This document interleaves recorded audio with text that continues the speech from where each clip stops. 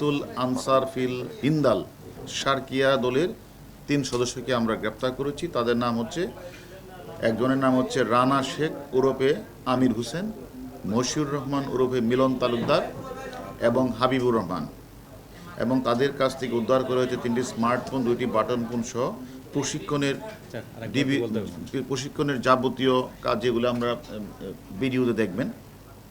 আসলে এই নিষিদ্ধ জঙ্গি সংগঠন হরকাতুল জিহাদ বা হুজি, আনসার আল ইসলাম এবং জামাতুল মুজাহিদিনের জেএমবি মুক্তিপ্রাপ্ত পলাতক বেশ কিছু সদস্য মিলেমিশে একটি সশস্ত্র গঠিত ঐক্যবদ্ধ হয়ে জামাতুল আনসার ফিল হিন্দাল শারকিয়া গঠন করে।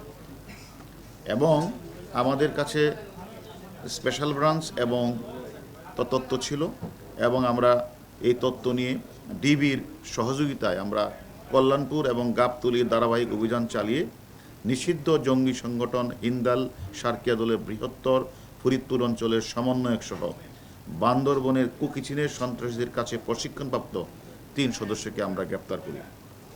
তো আসলে এই যে নিষিদ্ধ এই জঙ্গি সংগঠনের নেতা এবং সদস্যরা বিশ্বাস করে গাজওয়াতুল হিন্দ নামক একটা ধর্মযুদ্ধ হবে, এবং এই বিশ্বাস করা হয় যে কোনো এক সময় দাজ্জালের নেতৃত্বে ভারতে যখন মুসলিম নিধনের বড় রকমের চেষ্টা করা হবে, তখন ইসলাম ধর্মকে সমুন্নত রাখতে এবং মুসলমানদের সুরক্ষা দিতে গাজওয়াতুল হিন্দ নামক একটা ধর্মযুদ্ধে অংশগ্রহণ করবেন, এবং তারা বদরের যুদ্ধে অংশগ্রহণকারী শহীদ অথবা গাজীদের মতো মর্যাদা নেকির মালিক হন বলে তারা বিশ্বাস করেন।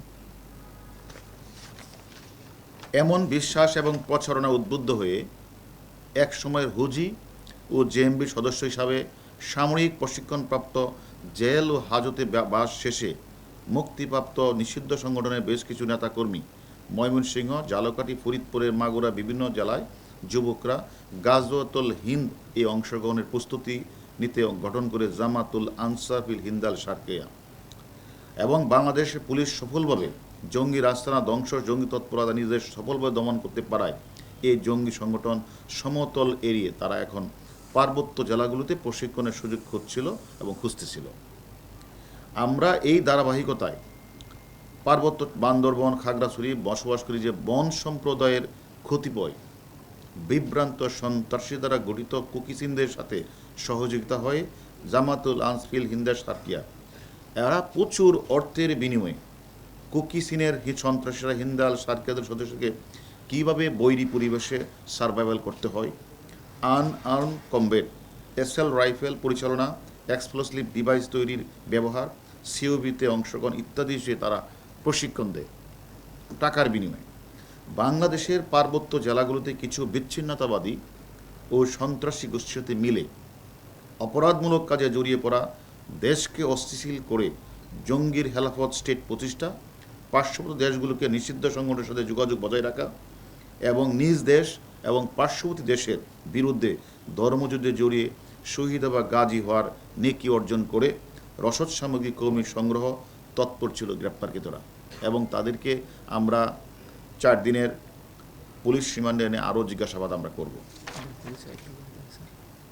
তা আসলে যে মার্শাল আর্ট ব্ল্যাক বেল্ট প্রাপ্ত যে আমরা যে 3 জনকে ধরলাম, এর মধ্যে একজন হলেন আমির হোসেন। তা সে হলো ব্ল্যাক বেল্ট প্রাপ্ত আমির হোসেন রানা শেখ 2002 সালে হুজি নেতা এবং ফাঁসির দণ্ডাদেশপ্রাপ্ত মাওলানা আব্দুর রফির কাছে প্রশিক্ষণের জন্য ময়মনসিংহে যায়। ময়মনসিংহের ভালুকায় অবস্থিত মাদ্রাসা পড়াশোনার পাশাপাশি হুজি সদস্য সামরিক এবং আনআর্ম কমব্যাটে প্রশিক্ষণ দেয়। 2003 সালের বাবা মামা বগ্নি উৎসব মোট 18 জন হুজি সদস্য নেতা আব্দুর রফির সাথে বৈঠকের সময় ফরিদপুরের বোয়ালমালিতে পুলিশের কাছে ধরা পড়ে। বর্তমানে আলফা ইসলামিক লাইফ ইন্স্যুরেন্স কোম্পানির ইউনিট ম্যানেজার হিসেবে কর্মরত এই ধর্মান্ধ আমির সশস্ত্র প্রশিক্ষণের জন্য 3 সদস্যকে ইতিমধ্যেই বান্দরবনের কুকিচিনের সন্ত্রাসীদের কাছে পাঠিয়েছেন, এবং একই সাথে তিনি 3 কিস্তিতে লক্ষাধিক টাকাও সে প্রেরণ করেছেন। আসলে গ্রেপ্তারকৃত আরেকজন জঙ্গি আছে মশিউর রহমান। তিনি একসময় ইসলামী শাসন আন্দোলনের সদস্য ছিলেন।